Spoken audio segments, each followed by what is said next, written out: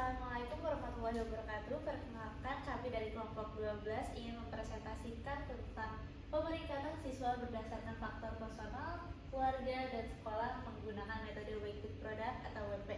Sebelumnya perkenalkan, nama saya Diwa Korea dengan NIM 118. Perkenalkan, saya Ulul Madani dengan NIM 164221126. Yang pertama, untuk latar belakangnya sendiri, di sini kami menggunakan prestasi belajar siswa yang dipengaruhi oleh berbagai faktor internal seperti motivasi, kesehatan, gaya belajar, dan faktor eksternalnya yaitu keluarga, sekolah, dan lingkungan.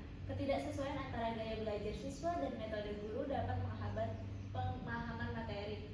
Lingkungan keluarga seperti pendidikan orang tua dan pola asuh, serta dukungan sekolah melalui fasilitas dan metode pengajaran turut menentukan prestasi akademik. Untuk menganalisis kontribusi setiap faktor secara objektif digunakan metode weighted product atau WP yang mampu memeringkat siswa berdasarkan kombinasi faktor personal, keluarga, dan sekolah secara sistematis. Oke, selanjutnya di sini kami merumuskan 3 rumusan masalah. Yang pertama yaitu apa saja variabel yang termasuk dalam faktor personal, keluarga, dan sekolah yang mempengaruhi prestasi belajar siswa. Lalu yang kedua, bagaimana menerapkan metode weighted product atau WP untuk memeringkat siswa berdasarkan gabungan ketiga faktor tersebut.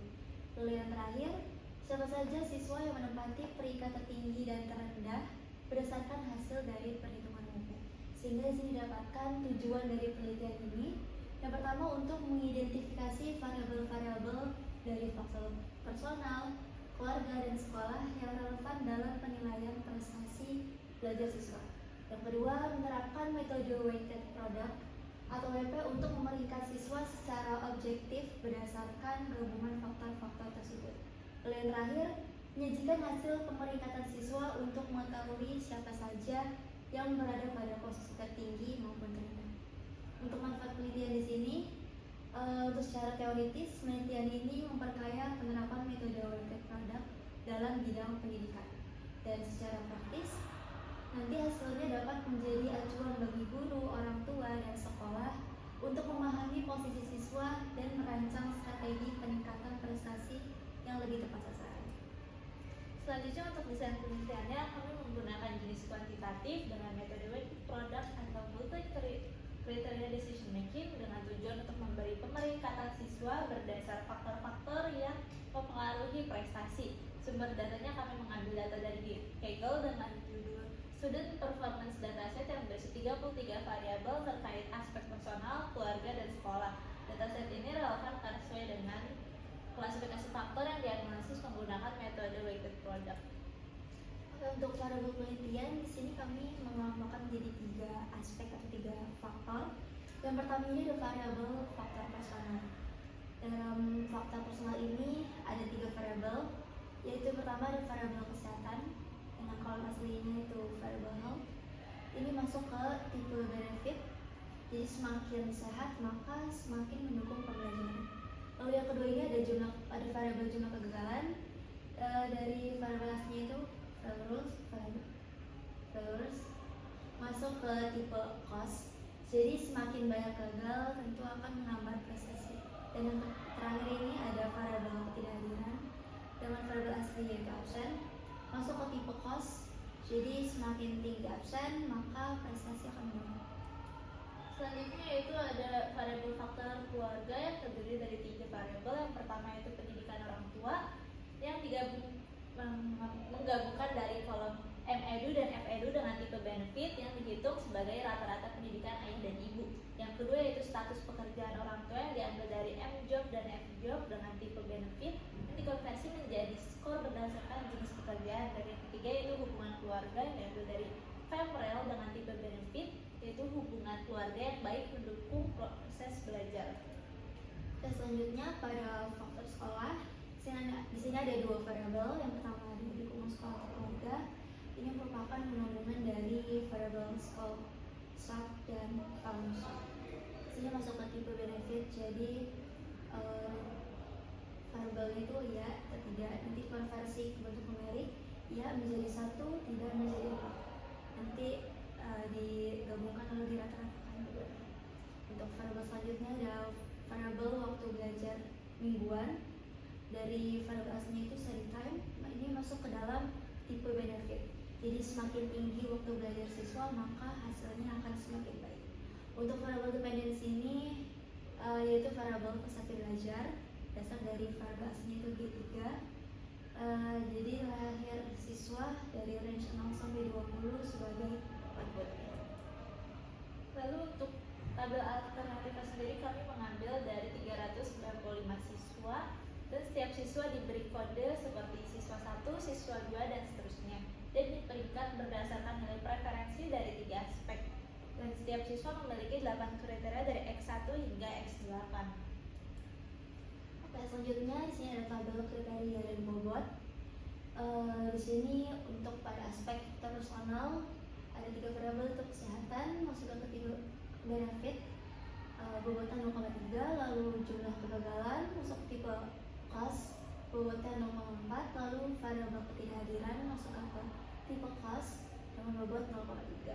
Untuk faktor keluarga di sini ada pendidikan orang tua masuk ke tipe benefit, bobotnya 0,4, lalu status pekerjaan orang tua tipenya benefit, bobotnya 0,3, hubungan keluarga tipenya benefit, bobotnya 0,3.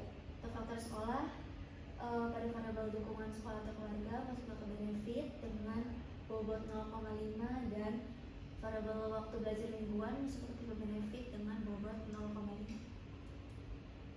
Untuk analisis pembahasannya, pertama yaitu variabel penelitian berdasarkan aspek personal, keluarga, dan sekolah. Pengelompokan ini bertujuan untuk mempermudah proses analisis multikriteria dalam metode WP.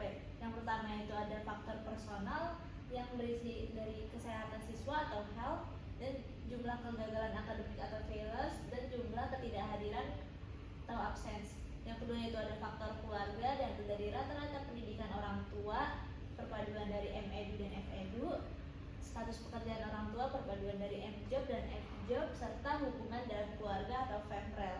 Yang ketiga itu faktor sekolah, diambil dari dukungan belajar atau kombinasi school, sub, dan FEMSUB, serta waktu belajar mingguan atau study time.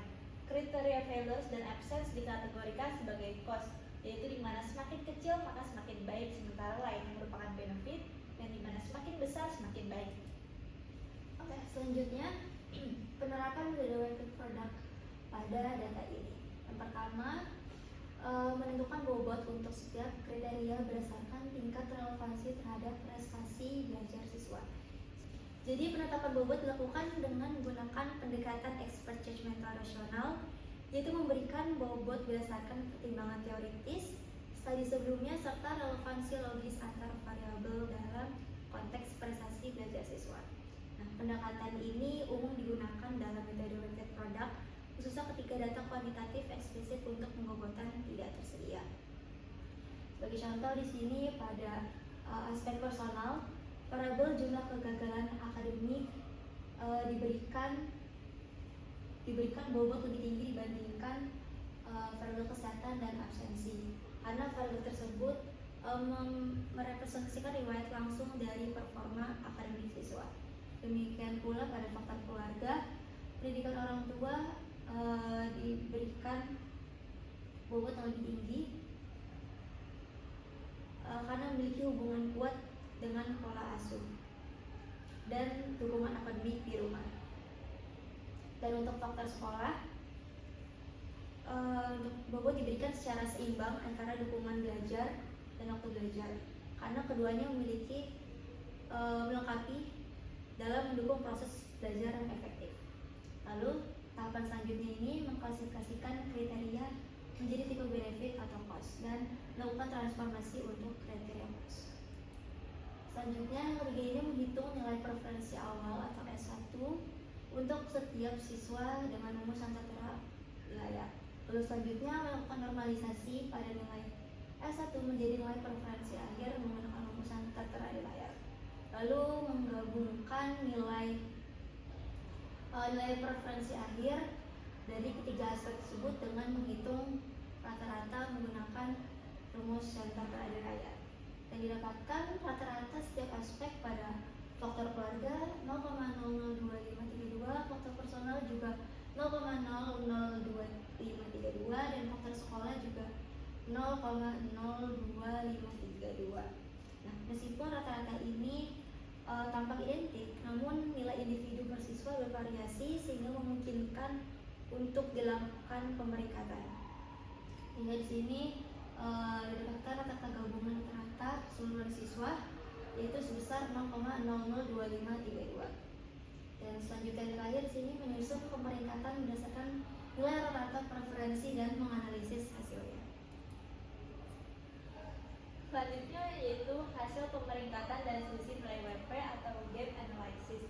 Proses pemeringkatan siswa dilakukan berdasarkan nilai rata-rata preferensi yang telah dihitung. Pada grafik sebelah kiri dapat dilihat bahwa di sini terdapat 10 siswa terbaik berdasarkan rata-rata nilai WP semua aspek. Untuk yang tertinggi dapat dilihat bahwa di situ siswa 304 menempati peringkat tertinggi dengan nilai rata-rata sebesar 0,004429, sementara pada grafik sebelahnya dapat dilihat bahwa di situ tertera bahwa nilai terendah didapatkan pada siswa 315 dengan rata-rata 0,000860.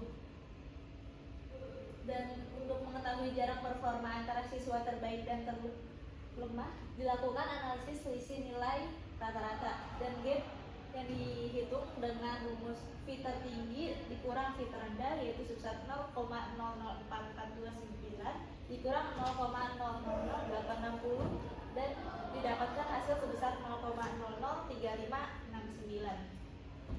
Oke, jadi setelah perhitungan dari menggunakan metode weighted product mendapatkan kesimpulan bahwa penelitian ini menunjukkan bahwa prestasi belajar siswa dapat dianalisis melalui 3 kelompok faktor utama, yaitu personal, keluarga, dan sekolah. Nah, faktor personal mencakup kesehatan, jumlah kegagalan akademik, dan absensi. Untuk faktor keluarga terdiri dari pendidikan dan pekerjaan orang tua serta kualitas hubungan keluarga. Sementara itu faktor sekolah meliputi dukungan belajar serta waktu belajar siswa. Nah, metode weighted product diterapkan dengan mengonversi data, memberikan bobot kriteria dan menghitung nilai preferensi tiap siswa berdasarkan 3 aspek tersebut. Hasil preferensi digabungkan dalam bentuk rata-rata untuk menentukan peringkat akhir. Sehingga hasilnya di sini menunjukkan bahwa siswa 304 menempati peringkat tertinggi dengan nilai rata-rata FI sebesar 0,004429, sedangkan siswa 315 berada di peringkat terendah dengan nilai 0,000860. Selisih nilai atau gap sebesar 0,003569 menandakan adanya perbedaan performa yang signifikan antar siswa. Jadi secara keseluruhan, metode WP ini terbukti efektif dalam menilai dan memeringkat siswa secara objektif berdasarkan aspek-aspek yang relevan. Metode ini mampu mengakomodasi kompleksitas data multivariat serta memberikan gambaran yang komprehensif mengenai faktor-faktor yang mempengaruhi prestasi belajar. Sekian video presentasi dari kelompok kami, kelompok 12, kurang lebihnya mohon maaf. Wassalamualaikum warahmatullahi wabarakatuh.